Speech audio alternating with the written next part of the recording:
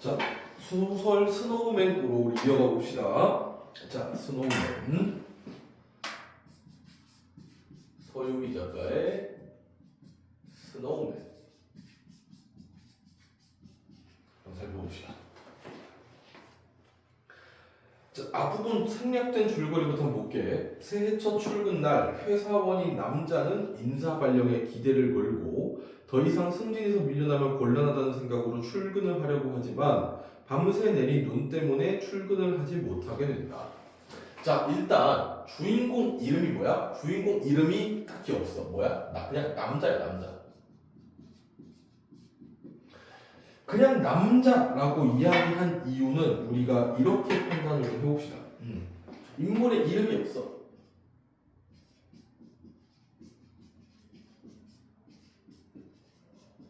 이름이 없어. 인물의 이름이 없어. 인물의 이름이 없다는 것은 어떤 의도를 가지고 이런 식으로 모든 이게 작품에 뭔가 이런 식으로 설정을 해놨다는 것은 의도가 분명히 있습니다. 의도가 뭐야? 일반적인 회사원을 그냥 단순히 이 남자뿐만 아니라 일반적인 회사원을 대표할 수 있도록 만든 인물이다라고 생각을 하는 거지.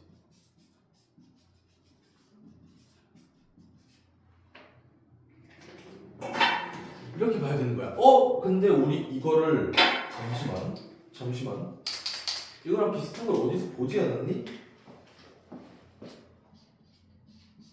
원고지에서도 보지 않았어? 맞지? 원고지에서도 봤잖아. 어떻게? 등장인물 이름들이 뭐야? 교수, 처, 장남, 장녀 이런 식으로 설정이 되어 있지, 그치? 그렇게 해서 어떻게 인물들의 이름을 따로 설정하지 않아. 인물들의 이름을 따로 설정하지 않음으로써 어떻게 얘네 특정 단체, 특정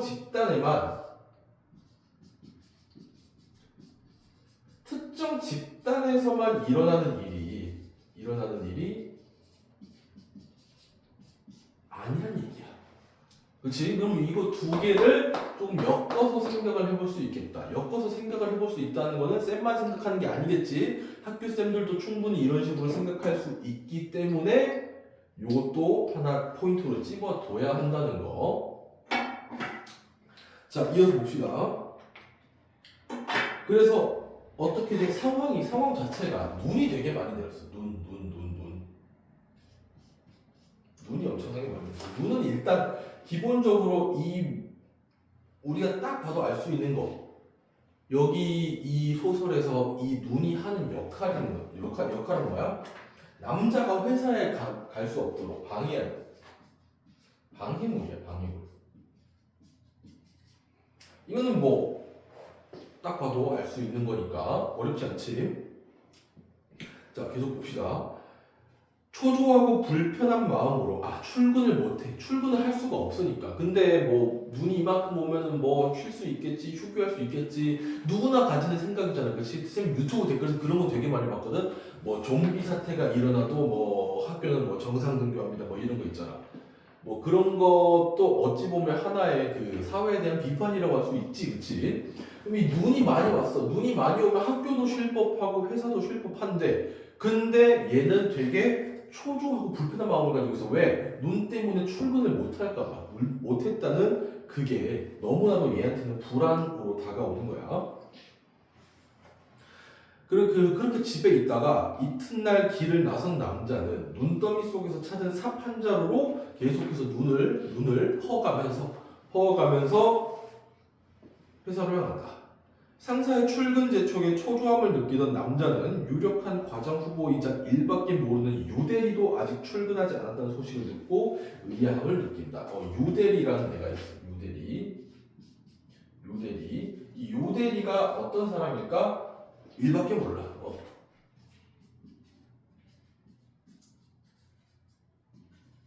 일밖에 모른다.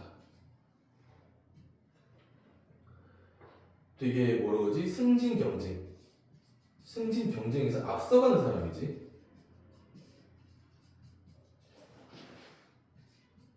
앞서가는 그런 사람마저도 출근을 안 했대. 왜 그럴까? 되게 의아하네 라는 생각을 갖고 본격적으로 이야기해 봅시다. 그렇게 열성적이던 유대리가 출근에 목숨 거는 사람이 아직 출근을 하지 않았다는 게 믿어지지 않았다. 일에 되게 열정적이고 승진 경쟁에서 앞서가면서도 출근에 목숨을 걸어. 출근에 목숨을 걸어. 출근에 목숨을 거는 사람이다. 출근에 목숨 거는 사람이라는 것까지 하나 더. 그렇게 하면서 믿어지지 않았대.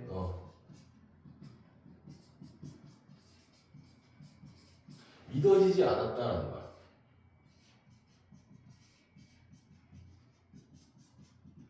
이 믿어지지 않았다는 것은 누구의 심정? 남자의 심정. 남자의 심정. 이렇게 인물에 일단 이건 나가 아니라 남자 얘기 나오는 거 보니까 얘는 지금 3인칭이야. 그렇지? 서술자의 시점, 서술자의 시점을 얘기하는 거야. 서술자의 시점을 얘기하자면은 3인칭 나가 나오지 않고 남자, 유대리 이런 식으로 그냥 마치 남의 일인 것처럼 인물 이름들을 이야기하는 거 보니까 3인칭인데 믿어지지 않았다라고 하면서 얘의 생각, 인물의 생각, 그리고 감정 이런 것들을 자세히 묘사할 수 있는 거 보니까 얘는 뭐야? 3인칭 전지적 작가 시점이라고 판단을 해야 돼. 자. 이어서 봅시다. 하지만 속사정이야 어떻든 남자의 입장에서는 같이 출근할 동료가 남아있다는 게 다행스러운 일이었다. 유대리를 만나야 출근이 수월해질 텐데 유대리를 이거 큰 따옴표는 없지만 남자의 생각을 작은 따옴표는 없지만 남자의 생각을 그대로 서술한 부분이야. 그대로 서술한 부분. 자, 전화를 계속 안 받는 걸 보면 유대리도 출근하기 위해서 눈을 퍼내고 있을 가능성이 컸다. 유대리가 전화를 왜 안 받을까 생각을 해보니까 얘도 나처럼 인지를 하고 있겠구나. 하면서 출근하려고 열심히 가고 있겠구나라는 거야. 유대리가 먼저 회사에 도착할까봐 남자는 마음이 급해졌다. 이 유대리 왜 마음이 급해져? 마음이 왜 급해져? 유대리는 승진 경쟁에서 가장 앞서 있는 사람이야. 그러다 보니까 유대리보다 내가 뒤처지면 어떻게 돼? 나는 여기에서 밀려날 수밖에 없어. 그래서 뭐야? 얘는 마음이 불편하고 초조한 거야.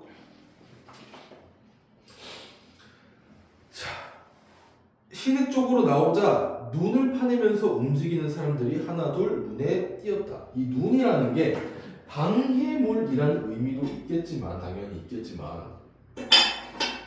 이런 의미로 볼 수도 있겠어.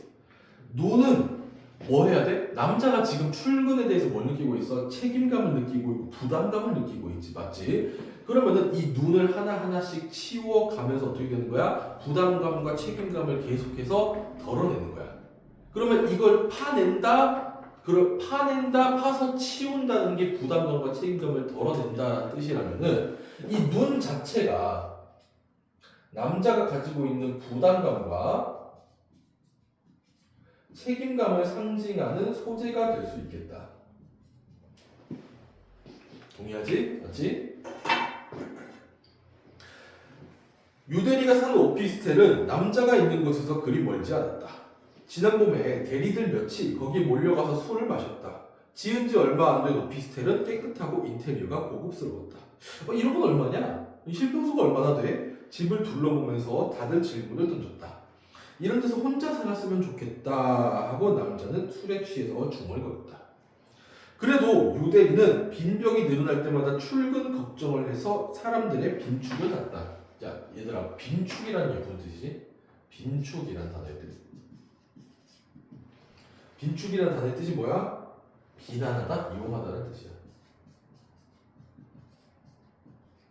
그러니까 야, 술 먹는 자리에서 자꾸 술맛 떨어지게 출근 얘기 꺼낼래 이 새끼야 하면서 빈축을 샀다라는 거는 사람들이 어떻게 한다? 유 대리를 그 상황에서 부정적인 시선으로 바라봤다는 이 얘기야.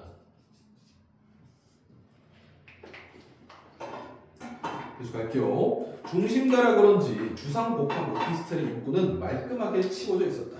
남자는 출입문 앞에서 호수를 누르고 유대리가 대답하기를 기다렸다.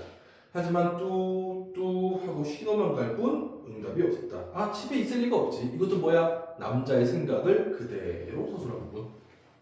남자는 유대리가 멀리 가지 않았기를 간절히 바랐다. 통화 버튼을 여러 번 눌렀지만 유대리는 전화를 받지 않았다. 아, 왜겠어? 왜겠어? 얘가 생각하기에 뭐야? 유대리는 이미 눈을 파내면서 저 앞으로 가 있겠구나 하는 생각 때문에. 그래서 뭐야? 앞에 뭐라 그래? 유대리가 멀리 가지 않았기를 간절히 바라고 있다고 하지. 자, 이어서 봅시다. 빨리 안 오고 뭐해? 빨리 안 오고 뭐해는 뭐야? 과장이 보낸 문자의 내용이야. 과장의 문자가 도착했다. 이 문자가 유대리가 아니고 남자에게 압박감과 부담감을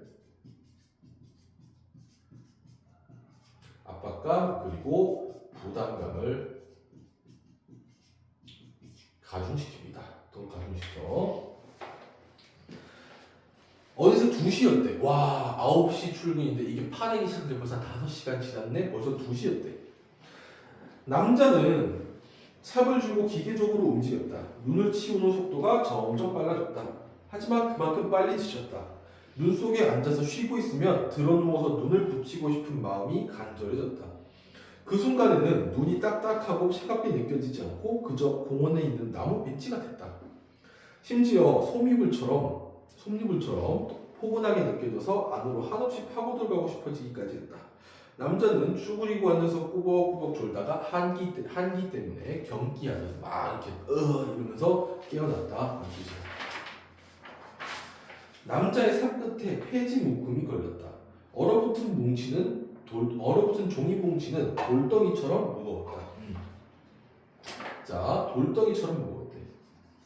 돌덩이처럼. 자, 뭐뭐처럼이 나왔어. 이건 뭐지?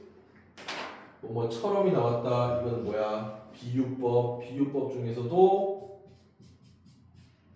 직유법이지. 비유적 표현이야, 맞지? 일자가 잘 맞니? 일자가 잘 안 맞네? 뭘 대충 하자. 비유적 표현을 사용해서 종이뭉치는 뭐야? 또 하나의 장애물이지, 그치? 이 종이뭉치에 무게감을 부각했다.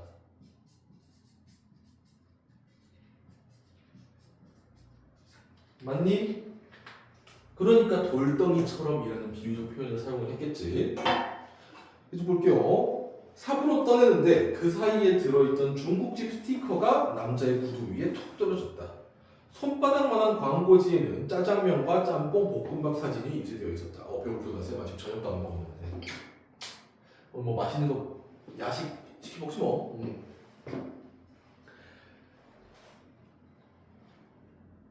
어디까지 했니? 하얀 문 위에서 그 까맣고 빨간 색상은 너무나도 선명했다. 남자는 자신이 아침, 점심도 걸은 채 삽질을 했다라는 걸 깨달았다. 머릿속에서 짜장면과 짬뽕의 냄새가 천천히 피어올랐다. 자, 요 부분 좀 봅시다. 자, 첫 번째, 일단 짜장면, 짬뽕, 볶음밥 보면서 하얀 문이랑 완전히 대조되는 게 있어. 뭐야? 대비되는 거. 색채 대비를 이루는 요소가 뭐야? 하얗 까맣고 빨간색. 짜장면의 까만색, 짬뽕의 빨간색 같은 까만색이랑 검은색이라고 해요.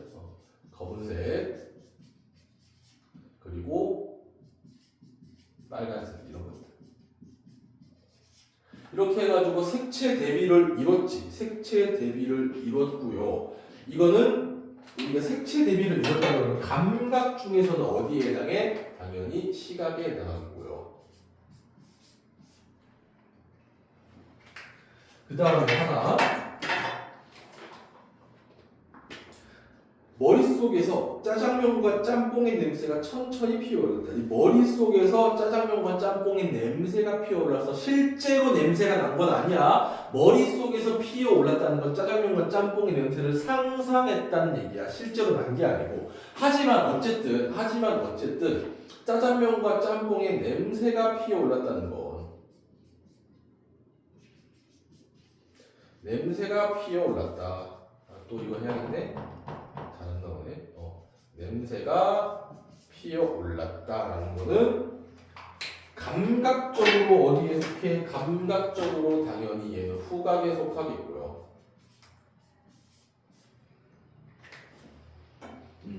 자, 요거 두 개를 보니까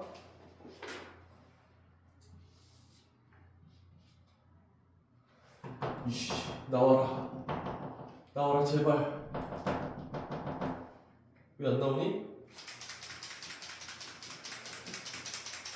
나를 힘들게 하지 말란 말이야. 나를 힘들게 하지 않았으면 좋겠다. 진짜로 부탁이야. 진짜 제발. 왜 이러십니까? 잉크가 부족하니? 잉크가 부족한 거네? 미안. 잉크 좀 채우고 갑시다.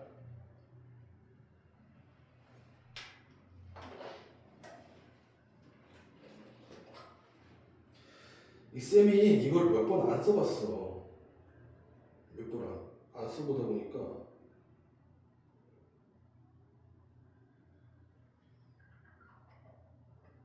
어떻게 하는 거니 이거? 아하, 이렇게 하는 거구나. 이렇게 열어서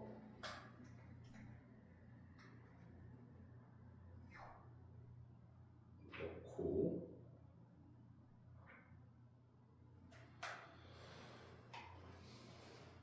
참 영상 촬영 중에 가지가지 한다 그치? 에휴 씨.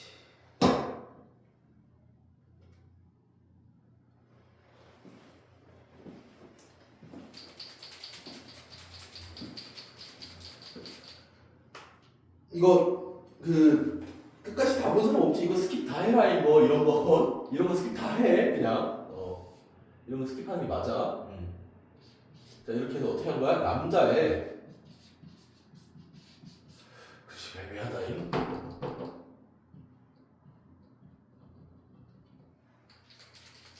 남자의 허기를 조금 이상하게 나오지만 조금 양해 좀 해줘.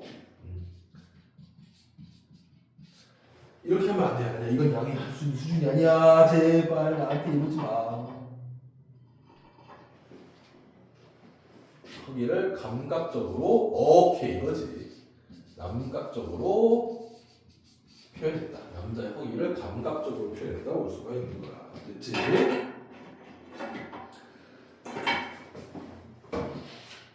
자, 이런 거 얘들아 뭐 지울 건데 좀 스킵만 하면서 해. 이런 거 다 보고 그러지 마. 뭐하러 이제 니네 귀중한 시간을 쌤한테 낭비하려니? 다른 거 공부하기도 시간 없을 텐데 그치? 아우 씨. 자 조금 지저분한데 금방 정리하고 빨리빨리 정리하고 이어서 합시다.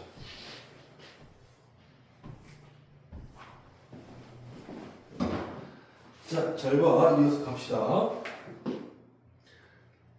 그건 아주 먼 옛날에 먹었던 것처럼 아득하고 그리운 맛이었다. 입안에 따뜻한 침이 고였다. 짜장면 곱빼기 한 그릇만 먹고 나면 회사까지 갈 힘이 생길 것 같았다. 다 먹고 살자고 하는 일이 아닌가. 그렇지. 금강산도 식후경이라고 했으니까. 남자는 홀린 듯 휴대전화를 꺼냈다. 뭐 하려고? 짜장면 시키려고. 배달이 될까 의심을 하면서도 믿져야 본전이라는 생각으로 믿져야 본전이라는 거는 뭐 잘못돼도 손해볼 거 없어. 그냥 손해볼 거 없으니까 그냥 일단 뭐 전화도 해보자 하는 생각으로 전화를 했어. 신호가 가는 소리가 길어지자 절대로 전화를 받을 리가 없다는 확신이 들었다. 왜? 배달이 될까도 사실 잘 모르겠어. 왜?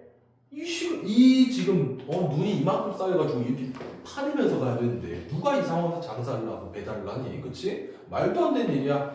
받을 리가 없지 하는 찰나에 어떻게 돼? 그가 전화를 하는 건 짜장면을 먹을 수 없다는 걸 확인하기 위해서인 것 같았는데, 그래서 여보세요? 라는 굵직한 목소리가 튀어나왔을 때 남자는 당황해서 아무 말도 하지 못했다. 왜? 영업을 안 해야 되는데 하고 있으니까 어떻게 당황하니까 뭐야 이거 이렇게 되는 거야 그냥. 여보세요? 하고 상대가 한 번 더 말한 뒤에야 거기가 중국집 맞습니까? 하고 물었다. 예, 진성각입니다. 혹시 지금 배달이 됩니까? 혹시 지금 배달 됩니까? 주소가 어떻게 되세요? 야, 이 대화 있잖아. 그 대화. 뭐 주소가 어떻게 되세요? 하는 그 대화. 만약에 이게 일반적인 상황이라면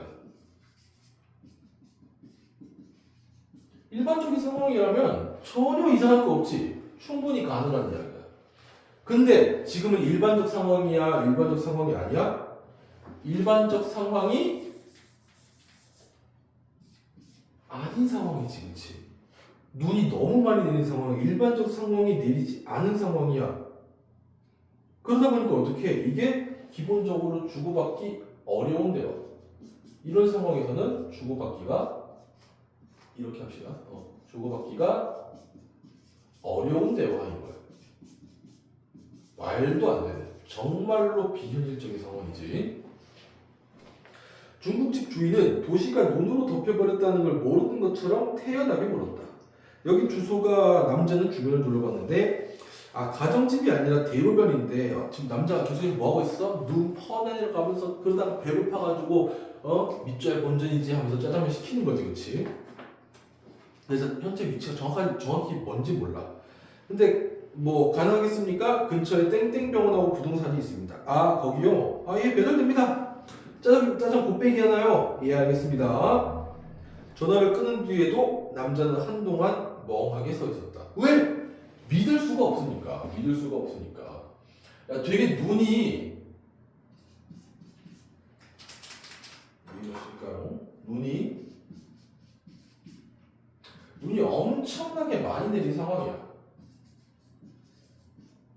눈이 엄청나게 많이 내린 상황에도 불구하고 배달 오케이네?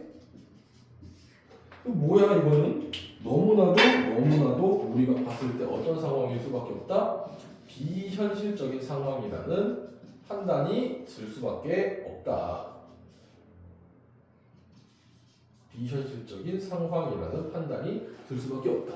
그리고 그렇다면 만약에 이 비현실적인 상황을 촉발한 소재가 일으키게 된 소재가 뭐냐라고 물어본다면 우리는 뭐라고 대답해야 돼? 중국집 스티커 때문에. 남자가 그 중국집 스티커를 보지 않았으면 이걸 시킬 일도 없었을 거 아니야.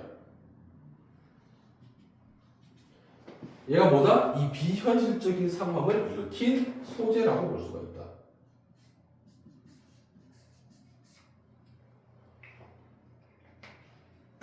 이해가 되나요? 자, 내 속에서 나는 꼬르륵 소리가 요란했다. 통화하면서 나눈 말들은 모두 장난이고 배고픔만 진짜인 것 같았다. 도저히 믿을 수 없는 비현실적인 상황이다. 배달을 기다리는 동안 시간은 흐르지 않고 어깨 위에 차곡차곡 쌓였다. 이대로라면 무게를 견디지 못하고 어깨가 뚝 부러져 버릴 것만 같았다. 시간이 계속 흐르면서 어깨에 쌓이는 건 뭐야? 실제로 쌓이는 건 눈이야, 눈. 근데 아까 눈이 뭐라 그랬어? 부담감이라고 얘기했지. 부담감이 계속해서 어깨에 쌓여가는 거야. 왜? 출근을 아직 못했으니까. 봐봐. 시간이 흘러가면서 계속 어떻게 된다? 부담감은 어깨에 계속 차곡차곡 쌓인다. 부담감이 계속해서 늘어만 간다. 남자는 주위를 두리번거렸다.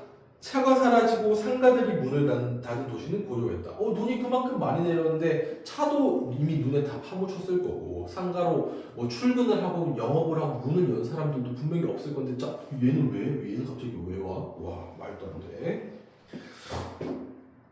짜장면 어디에서도 짜장면을 싣고 오는 오토바이 소리는 들리지 않았다. 짜장면이 정말 올까? 휴대전화를 꺼내서 시간이 얼마나 흘렀는지 확인했다. 눈 때문에 출근도 못하는데 배달이 될 리가 없지. 남자는 눈을 한 주먹 떠서 입에 쑤셔 넣었다가 돌을 뱉었다. 가만히 서서 기다리고 있는 자신이 이상한 사람을 같았다. 그때 오른쪽 골목 끝에서 안전모를 쓰는 사람이 나타났다. 배달원이 나타나기 시작합니다. 그 사람은 빠른 속도로 눈을 파내면서 걸어왔다. 그 사람이 사부로 파내는 것은 언 눈이 아니라 가볍고 보드라운 밀가루인 것 같았다. 가볍고 보드라운 밀가루에 지금 비유했지. 가볍고 보드라운 밀가루에 눈을 비유했어. 그만큼 어떻다? 이 사람이 눈을 파내는 게 남자와 달리 가볍게 파낸다.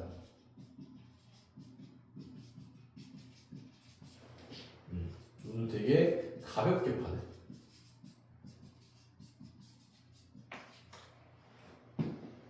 노를 젓는 것처럼 몸의 움직임이 유연하고 리듬감이 넘쳤다.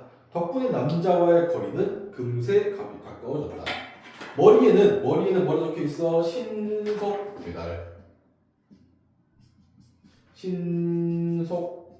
배달이라고 적혀 있네. 이렇게 쓰여 있었고 안전모를 쓴 배달원이 남자를 보고는 오른팔을 번쩍 들었다. 이 신속 배달이라는 것의 의미를 우리는 좀 생각을 해봅시다. 신속 배달 그래. 빨리 배달해주면 소비자는 좋지. 근데 이 사람은 배달을 해야 되는 상황인데 직업 자체가 배달을 해야 되는 사람이잖아, 그렇지? 근데 지금 상황이 어때? 눈이 너무 많이 쌓였어. 말도 안 되게 많이 쌓였어. 여기까지 머리까지 말도 안 되게 많이 쌓였어.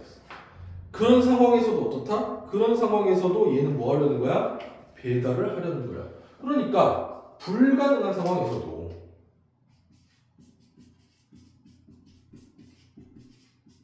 전혀 짜장면을 배달할 수가 없는 불가능한 상황에서도 뭘 해야만 해? 일을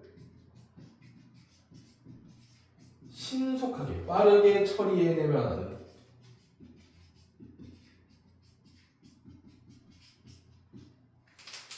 좀 나와라! 처리해만 하는 현대사회의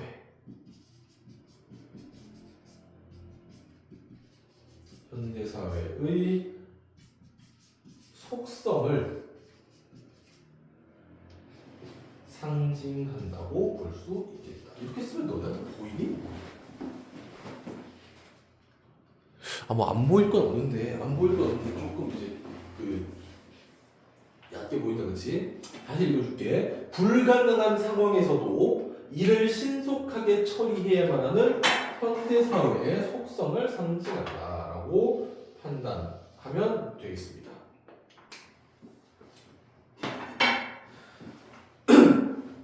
이런 거짓말 같은 상황에 남자는 눈만 껌뻑거렸어. 안전모에 쓰인 문구 그대로 정말 정확하고 신속한 배달이 있어. 철가방을 내려놓고 안전모를 벗은 배달원은 뜻밖에도 머리가 희끗희끗한 중년이었다. 되게 가볍게 파내는 걸 보고 뭐라 생각했을까? 젊은 사람일 줄 알았는데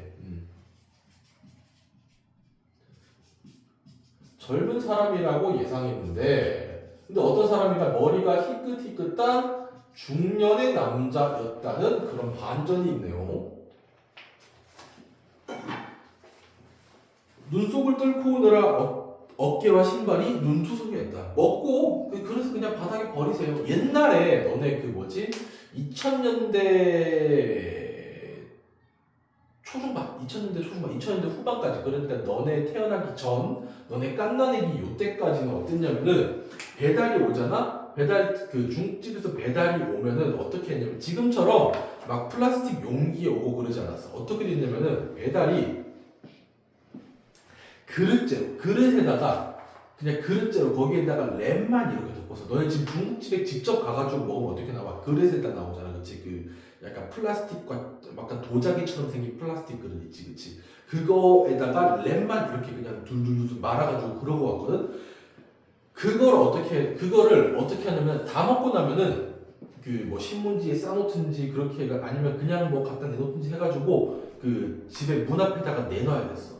그래야만 어떻게? 그래야만 배달 왔던 사람들이 다시 가져가서 그걸 설거지하고 다시 배달하는 데 쓰는 거야. 근데 그러니까 지금처럼 플라스틱 그 일회용 플라스틱 용기가 아니었다고. 근데 어떻게 해라? 버려라. 왜?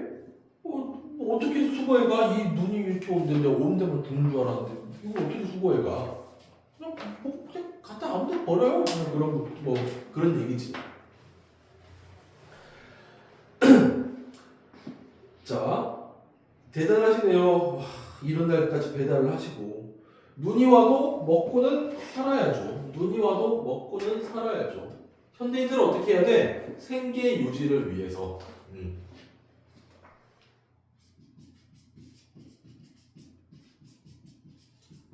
생계 유지를 위해서 우리는 현대인들은 뭘 해야만 해? 불가능한 일도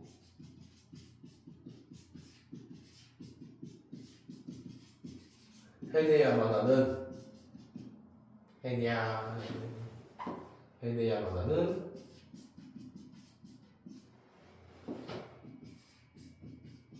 뭐다? 현대인의 모습이다.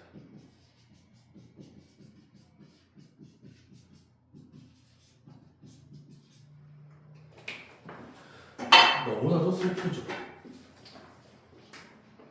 불가능한 일도 해내야만 하는 현대인의 모습이다. 여기는 이렇게 진하게 나오는데 이게 펜이 잘못됐나 보다.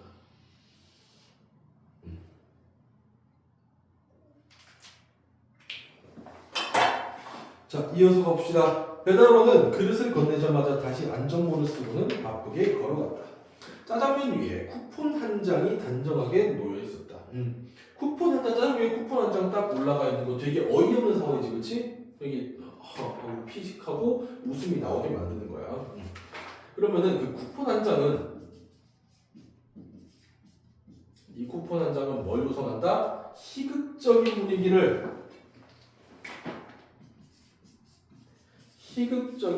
분위기를 조성하는 소재다. 그 절망적인 극한적인 비현실적인 상황에서도 희극적인 분위기를 조성을 하는데 이 희극적인 분위기를 보고 너네가 맨날 무슨 얘기를 하냐면은 쌤, 이 희극이에요? 희극은 웃긴 거잖아요. 이거 하나도 안 웃긴데요. 그러잖아, 그렇지?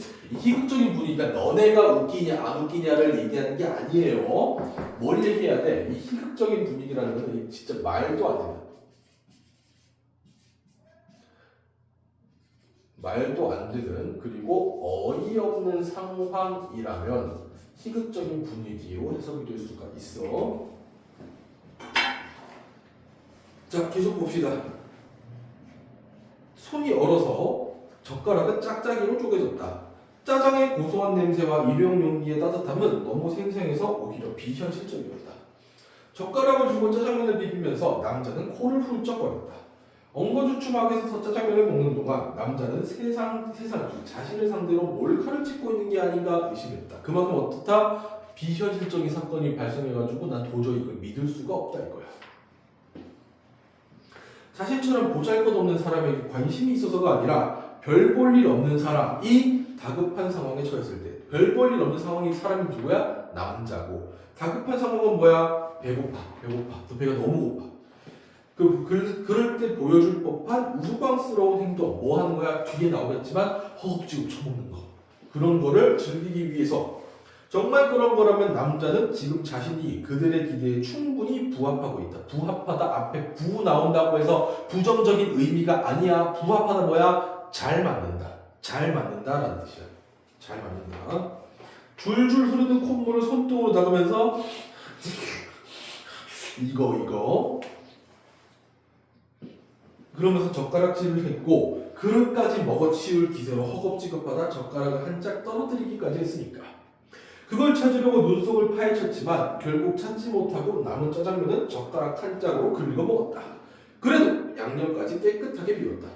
부끄러움이나 자괴감 같은 걸 느낄 겨를도 없었다. 회사까지의 거리는 이제 3분의 1쯤 남아 있었다.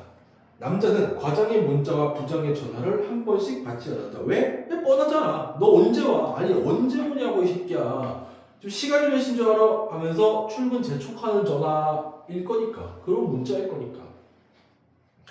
그것과는 전혀 다른 이유로 아내의 전화도 받지 않았다. 아내는 뭐라 하겠어? 아니 지금 눈이 이렇게 오는데 이런 날씨에 어디 간 거야? 하고 따지려는 거예요. 그렇지? 남자는 그저 하고 걸었다. 그저 하고 걸었다. 손으로 지워지는? 아이씨, 그러지 말걸. 아니 말걸. 손으로 하고. 손으로가 아니고 계속해서 뭐 했다? 어디 갔니? 그저 하고 걸었다. 그래서 계속해서 눈을 파내고 계속해서 걸었어.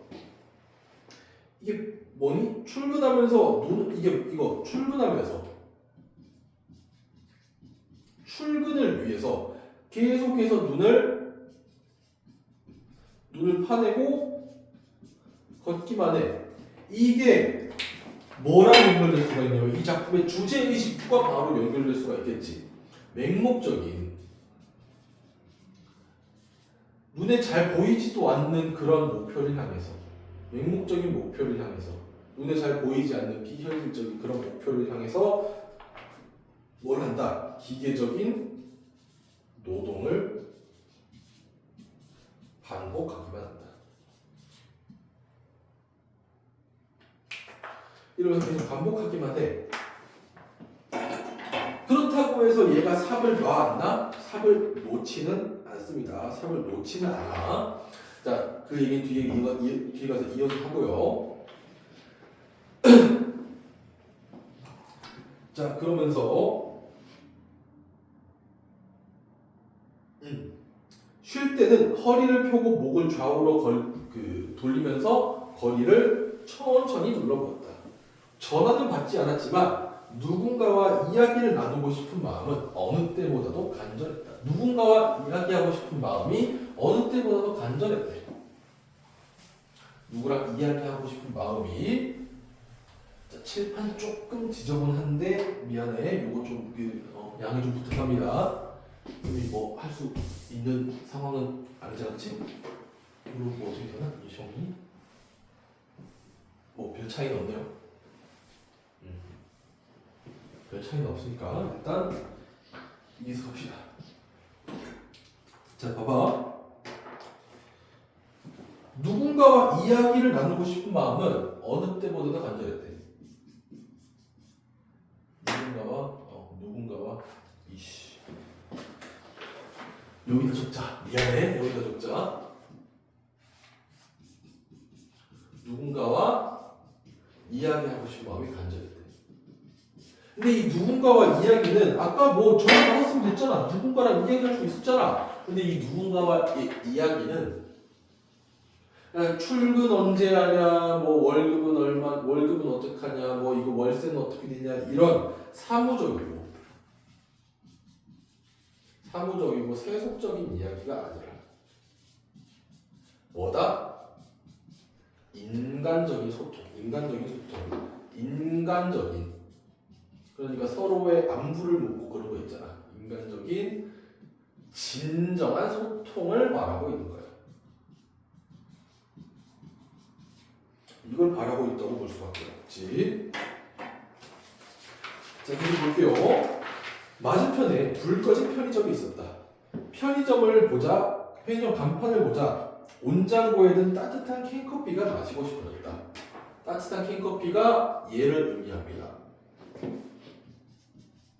따뜻한 캔커피가 마시고 싶어졌다는 것은 이것과 같아 사무적이고 세속적인 이야기가 아니라 인간적인 진정한 소통, 따뜻함이 있는 그런 진짜 소통을 남자는 원하고 있다. 얼마 전까지 일상이었던 것들이 지금은 손이 닿지 않는 저 눈 밑에 파묻혀버렸다. 누가 만들어놨는지 편의점 앞에는 남자의 키만한 눈사람이 서 있었다. 동그란 눈과 웃는 입모양을 한 눈사람이었다. 그 웃는 얼굴을 보고 남자는 잠시 멈춰졌다. 자, 눈사람이 있네. 자, 스노우맨이 있네. 이 눈사람은 웃는 얼굴을 하고 있었다네.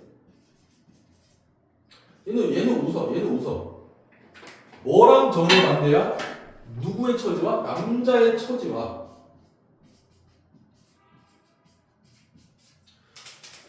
남자의 처지와. 아유, 진짜 좀 나와라. 완전히 대조되는 상황이지. 눈사람이 실실 쪼개고 있다는 거는 남자의 상황과는 너무나도 대조됩니다. 그 눈이 재앙이 되고 눈 때문에 일상이 무너진 곳에 서 있는 웃는 얼굴의 눈사람은 김새는 농담 같았다. 남자와의 처지와 대조될 뿐만 아니라 웃는 얼굴, 이 절망적인 상황에 웃는 얼굴이라는 것은 현실과의 괴리가 너무 커. 그래서 이 웃는 얼굴을 보고 현실과의 괴리를 느낍니다. 현실과의 괴리. 괴리가 무슨 뜻이야? 괴리.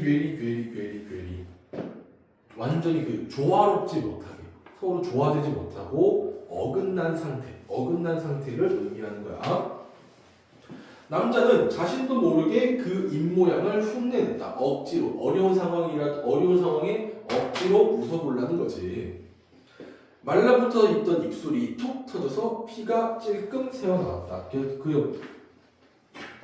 피가 말라붙은 입술이 툭 터져가지고 피가 새어나왔다는 것은 이게 괴로움이나 상처를 의미하겠네.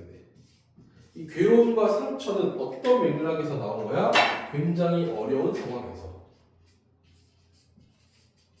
남자가 처해 있는 그런 어려운 상황에서 남자는 뭐해? 이 괴로움을 느끼고 상처를 얻을 수밖에 없는 거다. 자, 근데 봐봐. 남자는 이 상황에서도 삽을 놔? 삽을 놓은 적이 있어 없어? 방금 밥 먹을 때 말고는 삽을 단 한 번도 놓은 적이 없어. 계속해서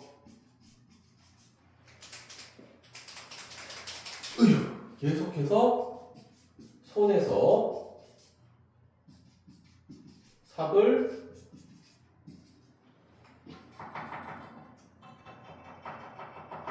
삽을 놓지는 않아. 손에서 삽을 전혀 한 번도 놓은 적이 없어. 이게 무슨 소리냐면은 얘는 지금 이 상황에 완전한 절망을 느끼고 있는 건 아니라는 얘기야. 일만의 희망이라도 가지고 계속해서 뭐 하는 거야? 앞으로 나아가고자 하는 거지. 그러니까 완전한 절망을 느끼고 있는 게 아니라 여전히 남자에게는 생존하고 싶은 의지가 남아있으며 이러한 너무나 기계적이고 그런 반복적인 노동을 해가면서도 생존 의지는 여전히 가지고 있고 인간다움을 잃지 않으려고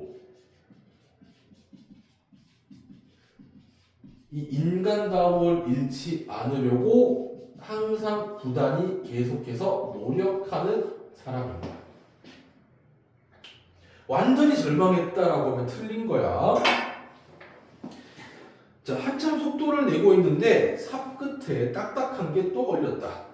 시간은 촉박하고 마음은 급한데 발로 눌러도 삽날이 더 이상 들어가지 않았다. 남자는 1m쯤 떨어진 곳에 다시 삽을 꽂았다.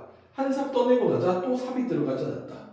생활정보지함이나 자전거가 쓰러진 게 아니라 공룡이라도 묻혀있는 것 같았다. 공룡이라도 묻혀있는 것 같았대.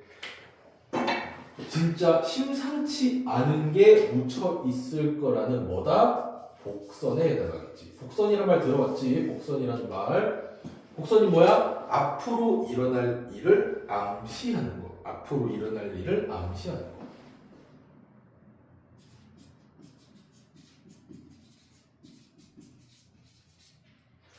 왜 이렇게 안 나오니? 날 속 터지게 하지 말아줄래?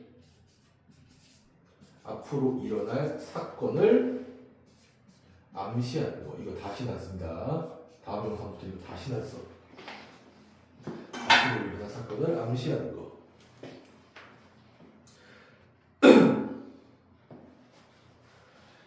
자, 하는 수 없이 방향을 옆으로 틀어서 봤다. 그때 어디선가 메아리처럼 음악 소리가 들려왔다. 가느다란 목소리 여자가 부르는 곡인데 멜로디가 익숙했다. 남자는 잠시 손을 멈추고 그 소리에 귀를 기울였다. 비록 벨소리이긴 하지만 그날 처음으로 듣는 음악이었다.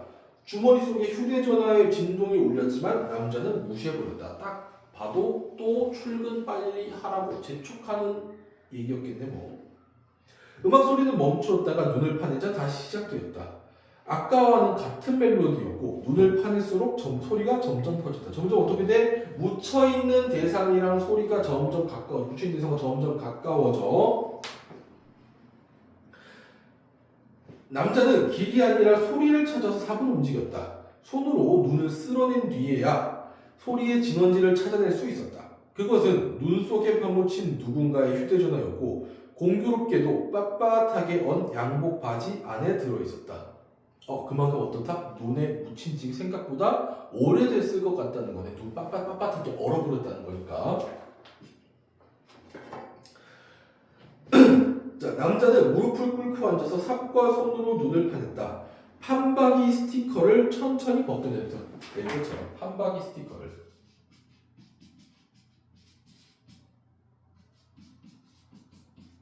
판박이 스티커를 천천히 벗겨낼 때처럼. 이것도 뭐야? 비유적 표현이지요. 비유적 표현. 비유적 표현. 뭐뭐처럼이니까 비유법이지. 비유적 표현이고 이 비유적 표현을 통해서 그만큼 어떻다? 판박이 스티커가 본 적이 있는 너네?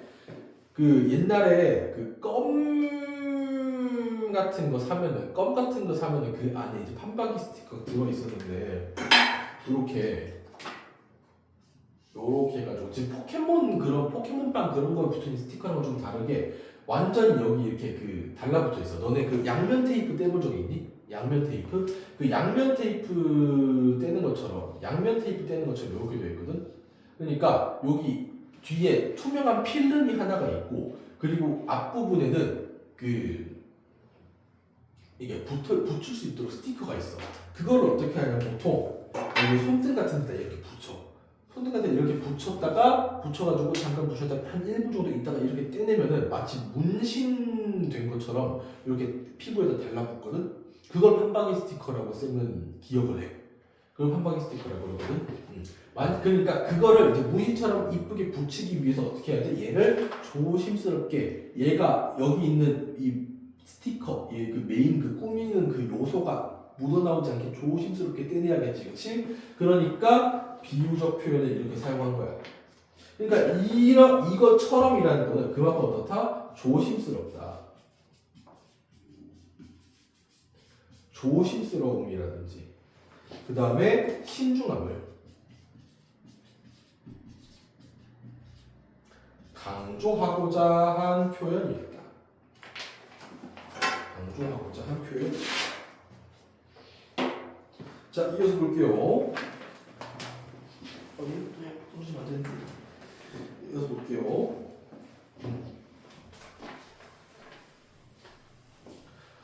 자, 눈 속에서 검은색 구두와 발 그리고 모직으로 된 양복 바지가 차례대로 모습을 드러낸다. 입에서는 남자는 코를 훌쩍거리면서 언 손으로 조심스럽게 눈을 파헤쳤다. 입에서는 입김이 쉴 새 없이 쏟아져 나왔다. 양복 차림의 사람은 눈의 중간에 화석처럼 묻혀 있었다. 화석처럼 묻혀 있었다. 그만큼 오래 묻혀 있어서 살았는지 죽었는지 알 수도 없어. 양복의 웃옷과 와이셔츠는 주름을 그대로 간직한 채 얼어붙었고 검붉은색의 실크 넥타이는 오래전에 피처럼 굳어 있었다. 오래전에 흘린 피처럼.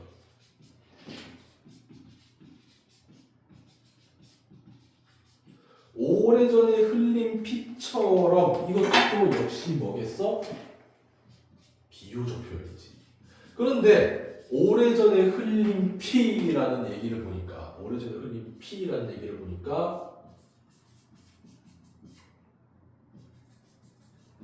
얘는 그만큼 지금 상황이 어떻다? 마치 피를 죽었는지 살았는지 모를 정도로 마치 피를 흘리는 것 같은 그런 비극성을 지금의 비극적인 상황을 강조하는 표현으로 또 쓰여야겠네.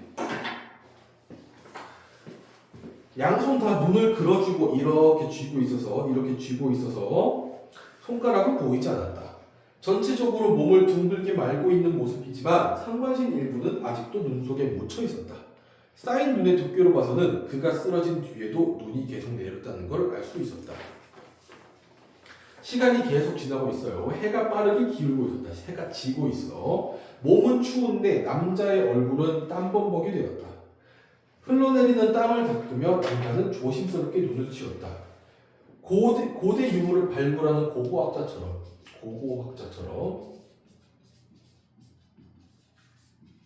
손이 떨렸다. 이것도 뭐지? 비유적 표현인 거는 이제 더 이만큼 얘기하지 않을게. 비유적 표현인 건 당연하고요.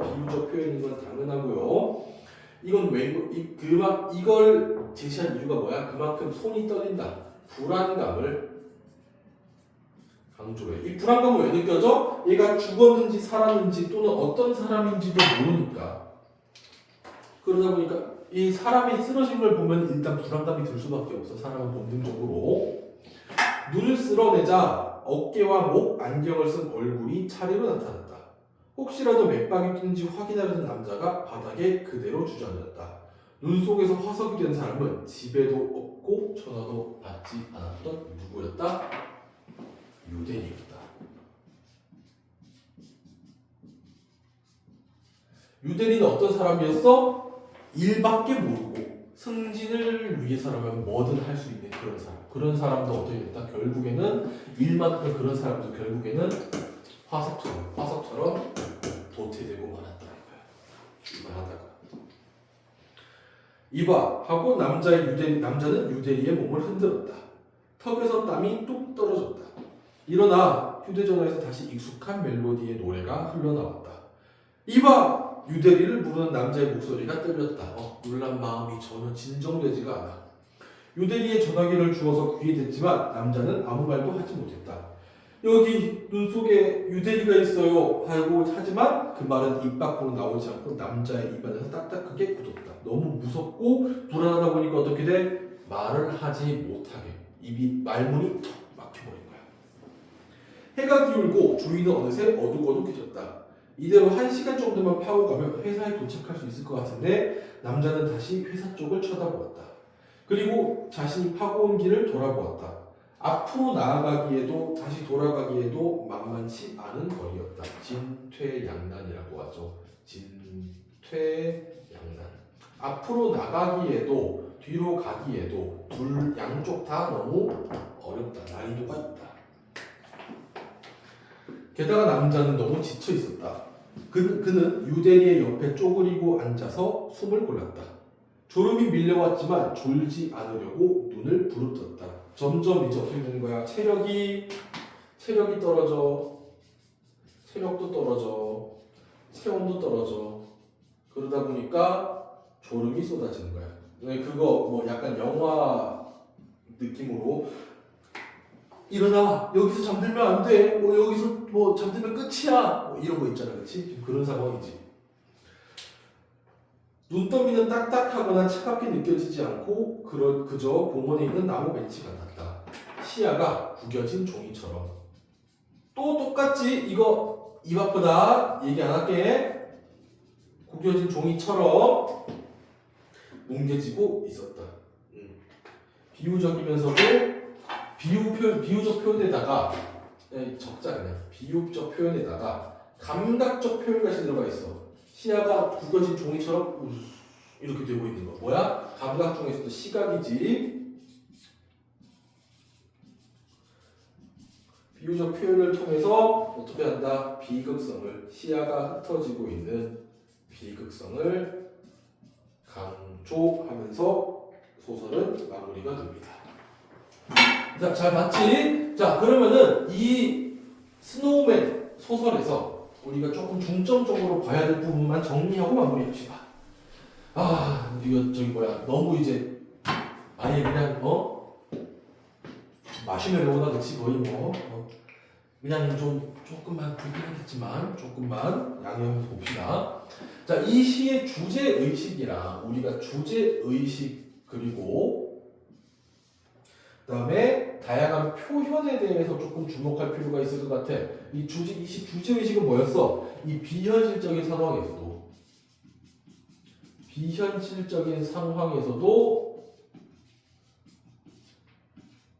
비현실적인 상황에서 보이는 다양한 인물들의 행동에 의해서 주제의식이 드러나지. 비현실적인 상황, 눈이 너무 많이 내려버린 이런 상황에서도 어떻게 눈을 계속 파고 나가거나 아니면 그 눈 속에 파묻혀버리거나 배달을 한다거나 그런 행동들을 통해서 어떻게 한다? 현대인이 기계적으로 반복적인 노동을 하면서 맹목적인 목표만을 쫓아간다는 주제의식이 드러나는 게 하나. 그 다음에 이 시에서 되게 시가 아니라 이 소설에서 이 작품에서 되게 많이 나왔던 게 뭐야? 비유적 표현이랑 그리고 감각적 표현이었지. 비유적 표현과 감각적 표현에 좀 주목을 할 필요가 있을 것 같아. 다 무언가 부각을 하고 강조를 하기 위한 수단이기 때문에 여기 있는 비유적 표현, 감각적 표현에 조금 주목을 하면서 거기는 조금 잘 알아놓을 필요가 있다는 것을 강조하면서 마무리하겠습니다. 자, 고생했고요. 자, 다음 시간에 이어서 봅시다.